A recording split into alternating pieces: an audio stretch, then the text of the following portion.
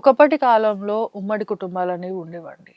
దానివల్ల వాళ్ళు ఒంటరిగా ఫీల్ అవ్వకుండా ఉండేవారు. బట్ ఇప్పుడు ఉన్న సినారియో చాలా డిఫరెంట్ దానికి.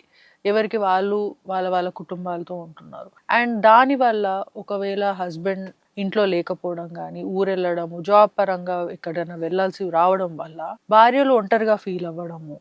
దానికి ఈజీగా వాళ్ళు డైవర్ట్ అవ్వడానికి ఫోన్ అనేది చాలా హెల్ప్ అవుతుంది. సో, ఇన్‌స్టాగ్రామ్ గానీ, హ్మ్. రీల్స్ కానీ చూడడము, మేము అలాగే ఉండాలని కోరుకోవడము, మాకు ఇలాంటి లైఫే కావాలనుకోవడము, మేము గూడా ఇలాగే వెకేషన్‌లోకెళ్ళాలి, ఇలాగే తయారవ్వాలి, ఇలాగే బట్టలేసుకోవాలి అనుకోవడము, ఒక ఫ్యాంటసీ వరల్డ్ వాళ్ళ చుట్టూ వాళ్ళు క్రియేట్ చేసుకోవడం మొదలుపెడుతున్నారు. దీనివల్ల హస్బెండ్‌తోని గొడవ పడడము, ఇలాగే నన్ను తీసుకెళ్ళు, ఇలాంటి బట్టలు నాకు కొనించు అని గొడవ పడడము. ఇది హస్బెండ్ ఆర్థిక సమస్య వల్లో, లేకపోతే ఆయన టైమింగ్ వల్లనో కుదరకపోవడము, అదొక పెద్ద గొడవ అవుతుంది.